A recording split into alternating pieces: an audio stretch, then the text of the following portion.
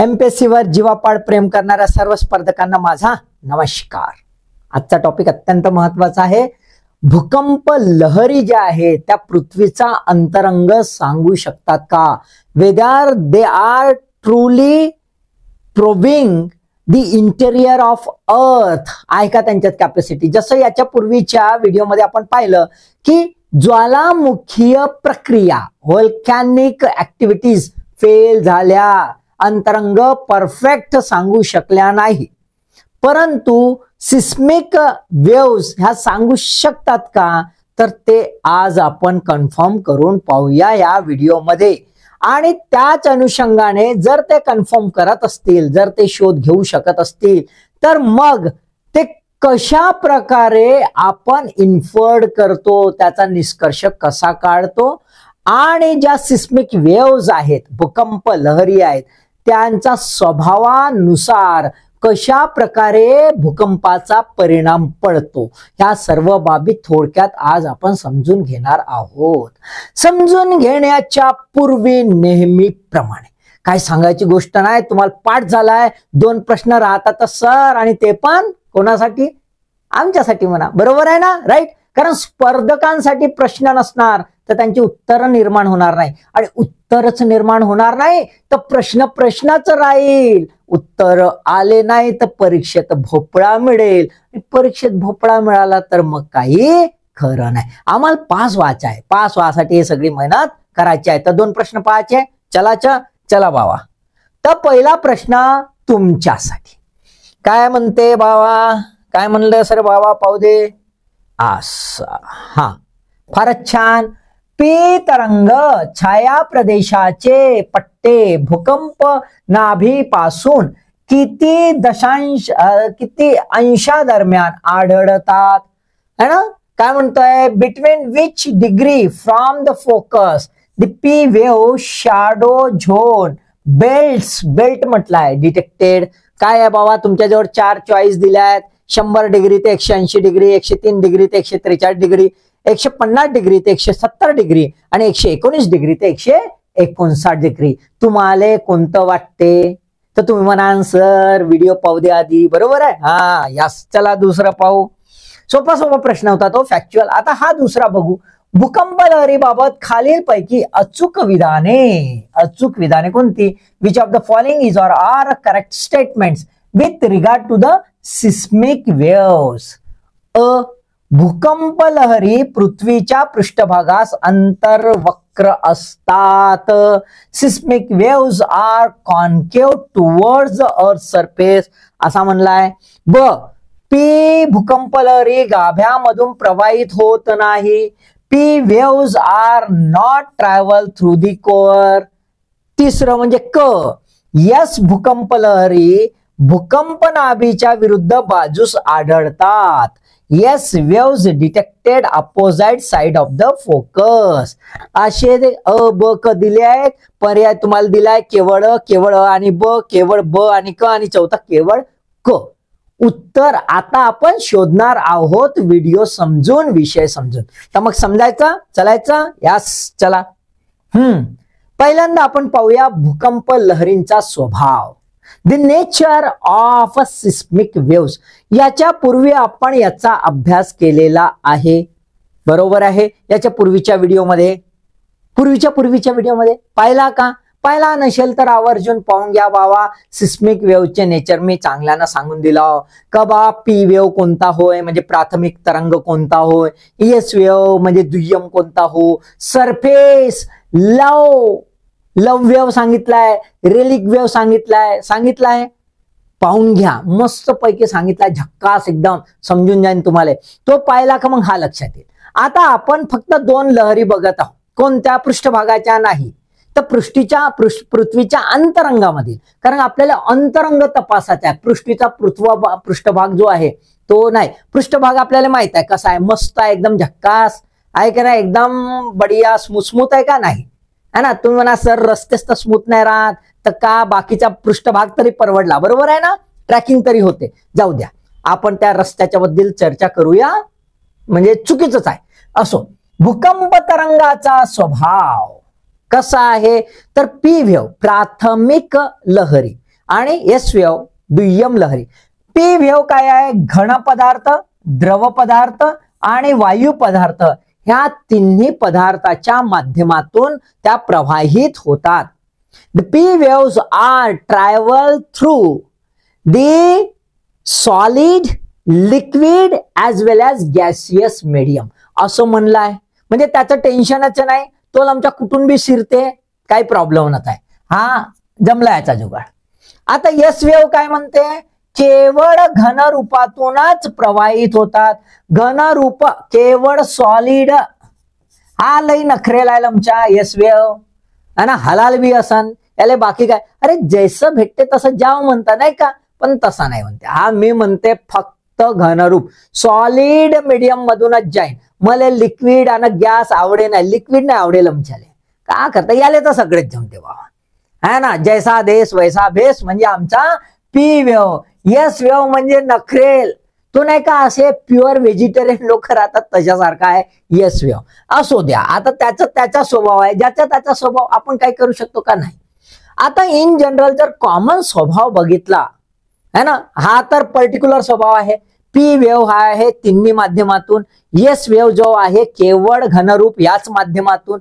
पण in general जर बघितला तर हा कसा की प्रकाश लहरींसारखं, लाईट वेव्ह सारखे सरळ रेषेमध्ये जातात आणि ज्या पॉइंट पासून ते निघाले त्या पॉइंट पासून सर्व दिशेने जातात.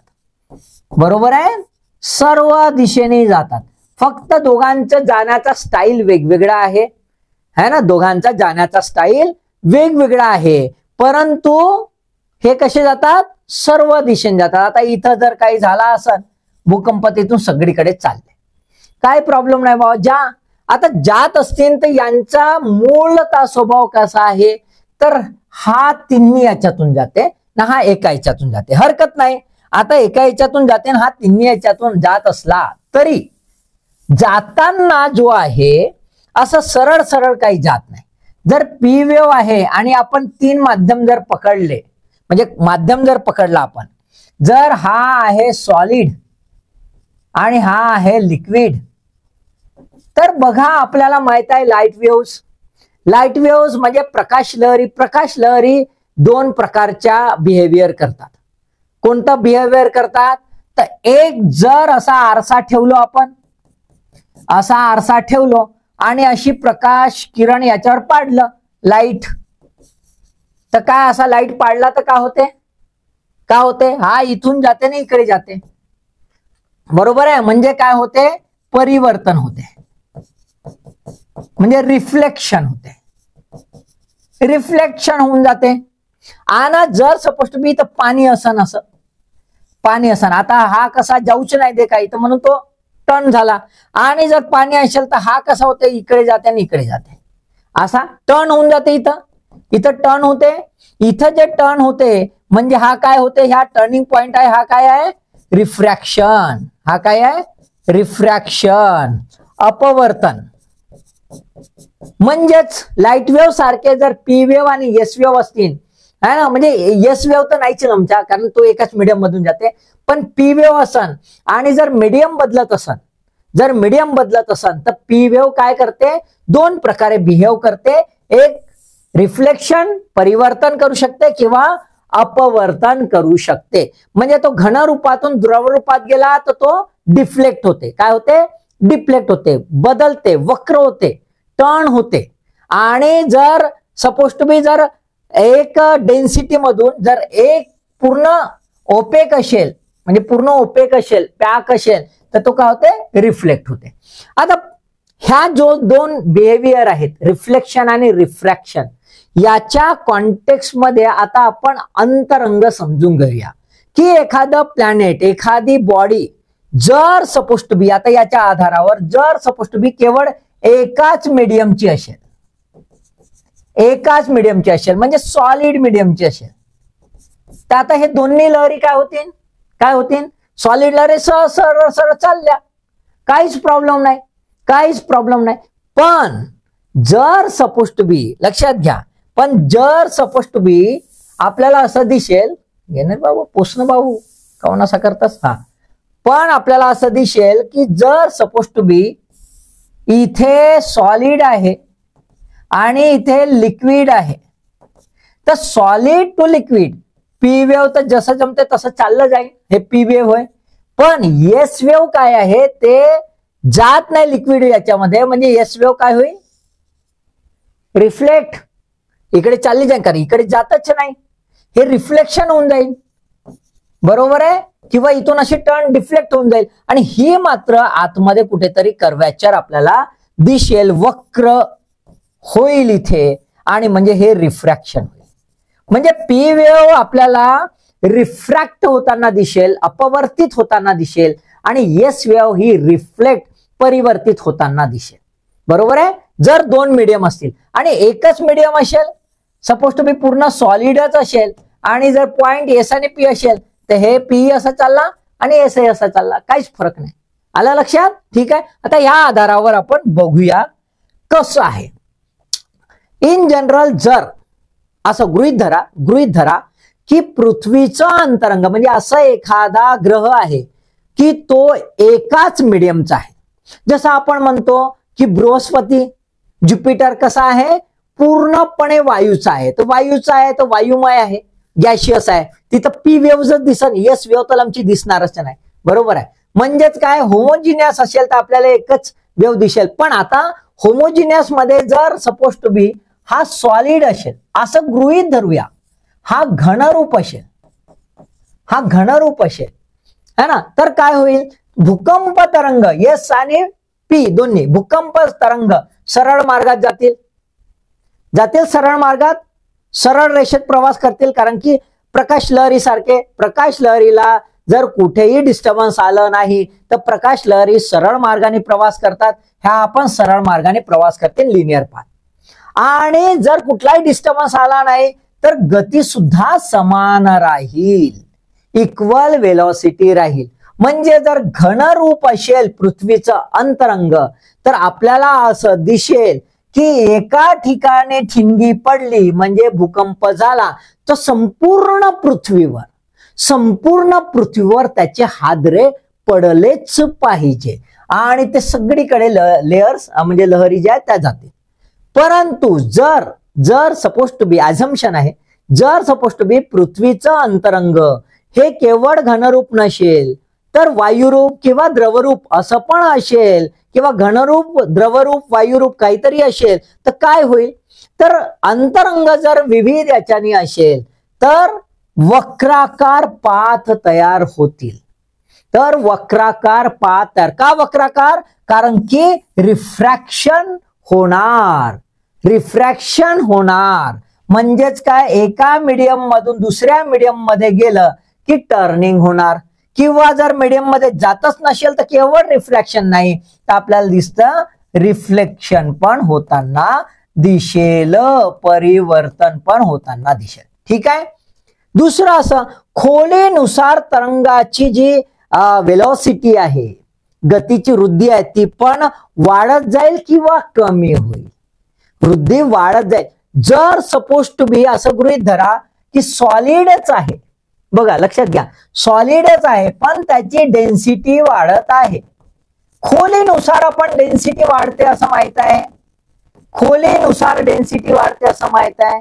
मग खोलीनुसार डेन्सिटी वाढते तर सॉलिडच असेल तरी सुद्धा आपल्याला तरंग गती वाढताना दिसेल. परंतु तिसरा एक पॉइंट महत्वाचा आहे, जर आतमध्ये केवळ घनरूप नसेल, द्रवरूप असेल तर द्रवरूप याच्यामध्ये गती काय होते, कमी होते, गती काय होते, कमी होते. त्यामुळे जर द्रवरूप असेल तर गती कमी पण होताना दिसणार. ठीक आहे.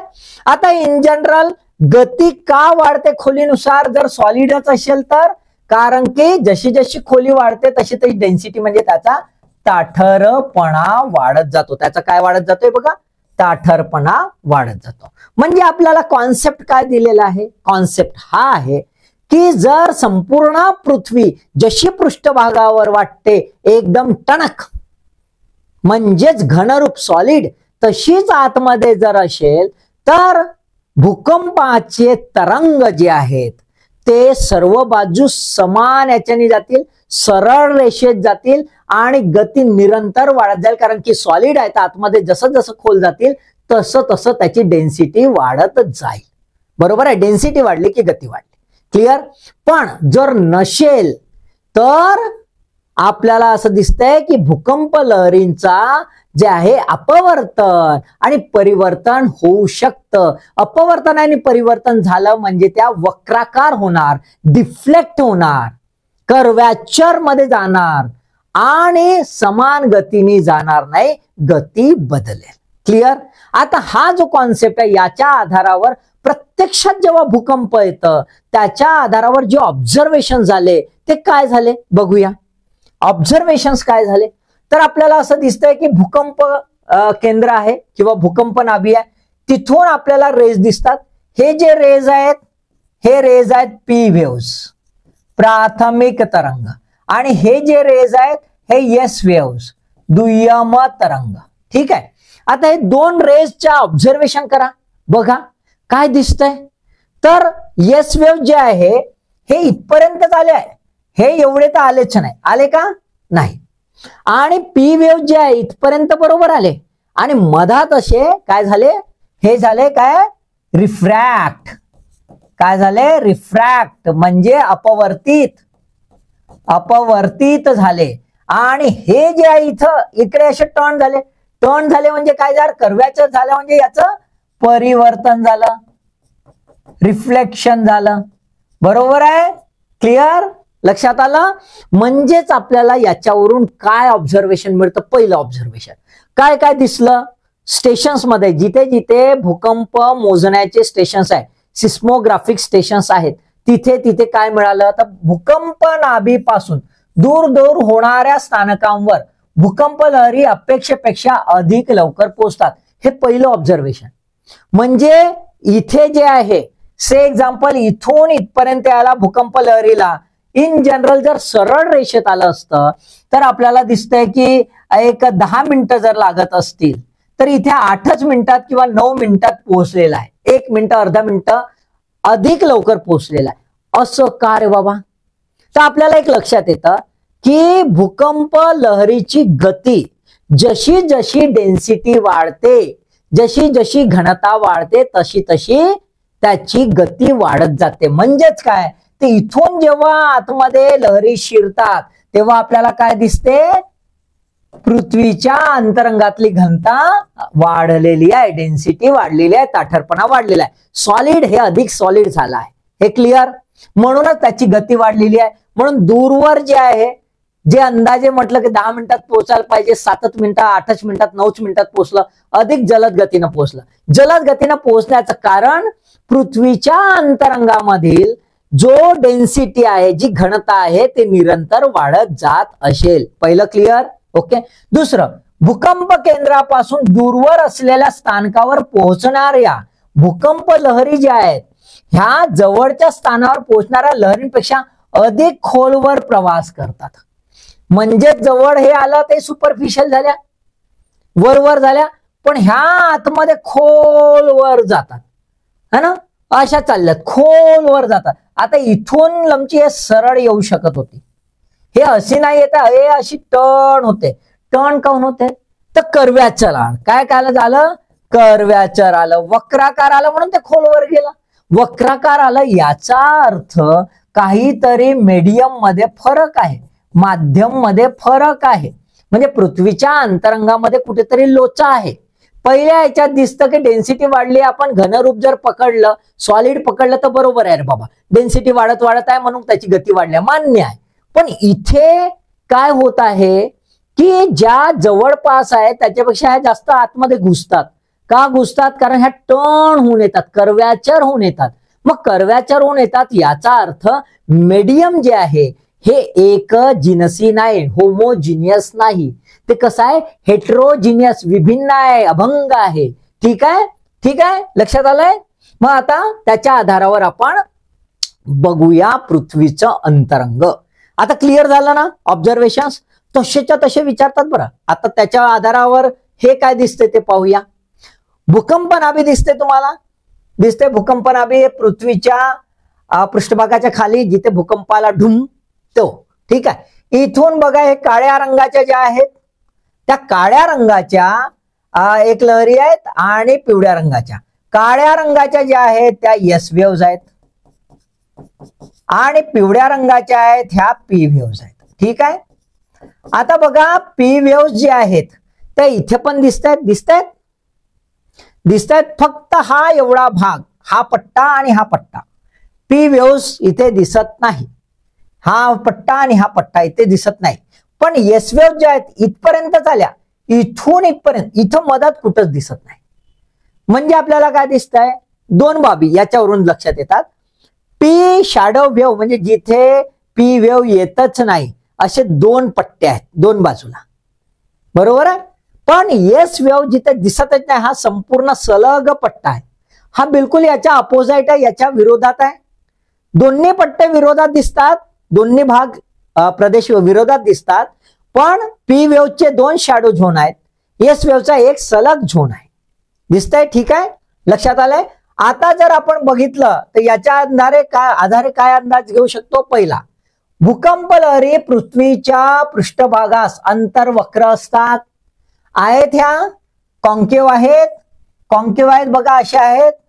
हा पृष्ठभाग झाला, याच्यात ह्या अशा आहेत कॉन्केव्ह आहेत. कॉन्व्हेक्स आहेत का नाही, बहिर्वक्र आहेत का नाही, अंतर्वक्र आहेत. कसं आहे, अंतर्वक्र आहेत. पहिलं जशान तसं स्टेटमेंट विचारतात भाऊ, म्हणून मी वारंवार एम्फॅसिस करतो शब्दावर, ठीक आहे. अंतर्वक्र डोक्यात फिट ठेवायचं.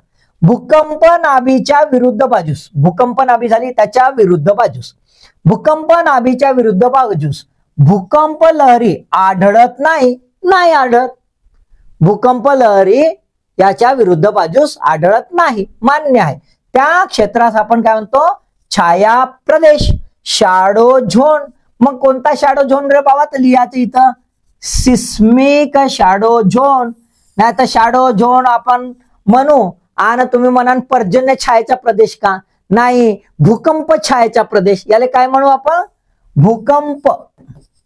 भूकंप लहरी छायाचा प्रदेश आलं लक्षात, ठीक आहे. तिसरं, पी तरंगाच्या छाया प्रदेशापेक्षा एस तरंगाचा छाया प्रदेश विस्तृत आहे. याचे दोनच पट्टे आहेत छोटे छोटे, आणि याचा सलग पट्टा आहे पूर्ण अपोजिट साइड मध्ये. एस वेव्ह येतच नाही, पी वेव्ह मात्र दोन पट्ट्यात दिसते, बाजूबाजूला पिटुकलं. म्हणजेच काय, एस वेव्हचा छाया प्रदेश जो आहे शॅडो झोन तो पी वेव्ह पेक्षा मोठा, जास्त आहे, विस्तृत आहे. क्लिअर, लक्षात आलं. हे जशानं तसं लक्षात ठेवा. पहिलं पुन्हा सांगतो, वक्राकार पृष्ठभागास, वक्राकार कुठल्या, अंतर्वक्र कॉन्केव्ह. दुसरा आहे छाया प्रदेश अपोजिट साइडला, कशाच्या फोकसच्या भूकंप नाभीच्या. आणि तिसरा आहे पी वेव्हचा शॅडो झोन एस वेव्हच्या शॅडो झोन पेक्षा कमी आहे, छोटा आहे, म्हणजे एस वेव्हचा शॅडो झोन विस्तृत आहे. क्लिअर, ठीक आहे. आता आपण पी वेव्ह आणि व्ही वेव्ह, एस वेव्ह यांचं बिहेवियर समजून घेऊया. पी वेव्ह मध्ये छाया प्रदेश जो आहे त्याच्याबद्दल आपण बघा. पी वेव्हचे दोन शॅडो झोन आहेत, एक आणि इकडे एक. सुरुवात कुठून होते शॅडो झोनची, 103 डिग्री, आणि संपते कुठे, 143 डिग्री. दोन्ही बाजूला 103 डिग्री 143 डिग्री, इकडे आणि इकडे आपल्याला दिसेल. इथे जर पकडलं तर पहिला रे इथे येतो असा टच करून, बरोबर आहे, आणि एक असा टर्न करून एक इथे येतो. बाकीचे जो रे आहे, दुसरा रे दाखवलाय तो इथपर्यंत शिरलाय. हा जर आपण पकडला असा, इथे 180 डिग्री, इथे 180 डिग्री आहे, झिरोच्या अर्धा 180 डिग्री, तर त्याच्या थोडसा इकडे 170च्या जवळपास, बरोबर आहे. इकडे पण आलेला आहे 170च्या जवळपास. 180 डिग्रीवर आलेला आहे का, नाही, टर्निंग नाही. आता आपण समजून घेऊया याच्यामध्ये पी छायेचा प्रदेश का असा आहे, दोन पट्ट्यात का आहे. तर पी जो वेव्ह आहे त्याचा लहरीपणा कसा आहे, तो सॉलिड मध्ये बी राहते, लिक्विड मध्ये बी राहते, गॅस मध्ये बी राहते.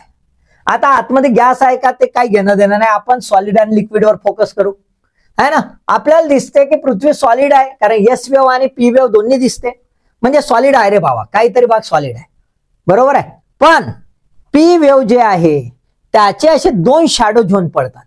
दोन शॅडो झोन पडतात म्हणजे लिक्विडचा पण लोचा आहे का, तर पी वेव्ह जे आहे सॉलिड मध्ये ज्या गतीने जातात त्याच्यापेक्षा कमी गती मंदावते, गती मंदावते. कुठे? लिक्विड मध्ये मंदावते, कमी होते.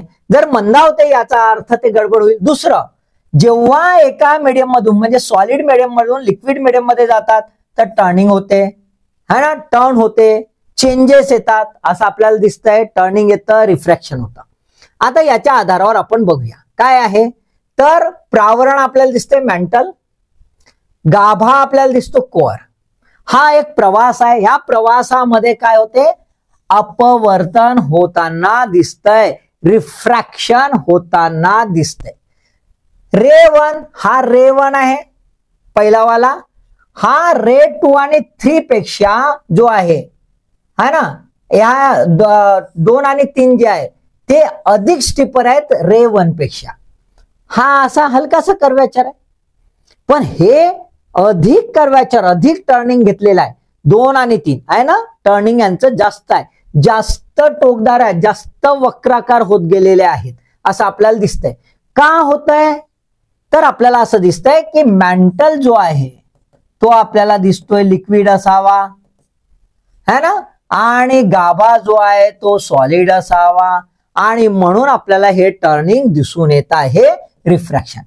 आता गाभ्यामधून बघा काय म्हणतो, गाभ्यामधून पी तरंगाची गती मंदावते. जेव्हा गाभ्यामध्ये येते तेव्हा इतक्यात हे जे आहे हा पार्ट पहिला, हा पार्ट मध्ये याची गती मंदावते. म्हणजे आउटर पार्ट जो आहे त्याच्यात गती मंदावताना आपल्याला दिसते. गती काय होते? आउटर पार्ट मध्ये मंदावताना दिसते. म्हणजे इथून भरभर भरभर आलं आणि मधात अशी संत झालेली, मग भरभर भरभर, मग संत झालं, मग भरभर भरभर असं. म्हणजे इथून भरभर संत, भरभर संत, भरभर असं आपल्याला दिसेल. म्हणजे गती काय होत आहे? जास्त कमी, जास्त कमी होताना दिसतंय. याचा अर्थ असा की गाभा हा सॉलिड आहे. याचा अर्थ असा की गाभा हा सॉलिड आहे. गाभा सॉलिड आहे कशामुळे कळतं? अपवर्तन होताना दिसतं. अपवर्तन म्हणजे दोन माध्यम आहे त्याच्यातून पी वेव्ह जो आहे तो रिफ्लेक्ट होतो. क्लिअर? आता 1914 ला जे आहे 1914 ला बेनो गुटेनबर्ग जो आहे हा जर्मन भूकंपशास्त्रज्ञ होता, जर्मन सिस्मॉलॉजिस्ट होता. त्याने बाउंड्री जी आहे गाभ्याची परिसीमा म्हणजे पृथ्वीपासून किती खोलवर असेल रे बाबा गाभा, तर त्यांनी परिसीमा काढली की 2900 किलोमीटर. किती? 2900 किलोमीटर. आता सायंटिफिकली याने 1914 मध्ये काढले बरं गुटेनबर्गनं, है ना, त्याच्या ऑब्झर्वेशनच्या भरोशावर. आणि आता रिसेंटली जेव्हा आपण रिसर्च करून मॉडर्न टेक्नॉलॉजीने ते कन्फर्म केलं तर ते हार्डली हे रिफ्लेक्शन म्हणजे किती आहे, तर हार्डली 1% म्हणजे 2/3 म्हणजे इतकं मायन्यूट फरक फक्त निघालेला आहे. म्हणजे गुटेनबर्गनं काय परफेक्शन काढलं असेल. आणि हा गुटेनबर्ग होता म्हणूनच आपण गुटेनबर्ग जे आहे डिस्कंटिन्युटी हे पण आपण बघतो, ते पुढच्या व्हिडिओमध्ये पाहू डिस्कंटिन्युटीज काय आहे. ठीक आहे. पण पी वेव्ह मध्ये काय कन्फर्म होतं? प्रश्न विचारला जाऊ शकतो. पी वेव्ह मध्ये काय कन्फर्म होतं की पृथ्वीचा गाभा हा घनरूप आहे. गाभा बरं, आउटर इनर हा शब्द नाही. पृथ्वीचा गाभा हा घनरूप आहे. क्लिअर? ठीक आहे. आता येस वेव्ह जे बिहेव करते त्याच्या आधारावर आपल्याला काय माहित होतं ते बघूया.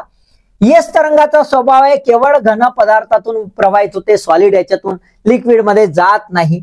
मग आपण बघितलं तर इथूनच मूर्ती आता 50% गायब होऊन जाते, है ना. शॅडो झोन जबरदस्त मोठा आहे. शॅडो झोन जबरदस्त मोठा आहे म्हणजेच काय, जेव्हा पृथ्वीच्या पृष्ठभागाच्या खालून नाभीपासून जेव्हा तरंग निघतात तेव्हा एका अंतरानंतर ते तरंग कर्व्याचर होतात, टर्न होतात, म्हणजे रिफ्लेक्ट होतात. याचा अर्थ मीडियम बदलत आहे. मग मीडियम कोणता बदलत आहे, तर हे आपल्याला जर दिसत असेल सॉलिड आहे तर याच्या खाली जिथून येस वेव्ह रिफ्लेक्ट होते, जिथून येस वेव्ह रिफ्लेक्ट होते म्हणजे हे काळी काळी जे दिसते बघा, इथून जात आहे का येस वेव्ह, जात आहे का नाही, पण इथून अशी टर्न झाली आहे जिथे हे जाऊ शकत नाही तिथून टर्न होते. म्हणजे हा भाग कसा असेल, लिक्विड असेल, द्रवरूप असेल. म्हणजे याच्यावरून काय दिसते, पी वरून तर आपल्याला दिसते की गाभा हा घनरूप आहे. पण गाभा हा पूर्णपणे घनरूप आहे का नाही, तर गाभ्याचे आपल्याला काय दिसते, 2 लेयर्स दिसतात. एक आउटर लेयर बाह्यांगत आणि एक इनर कोअर, आंतरगाभा आणि बाह्य गाभा.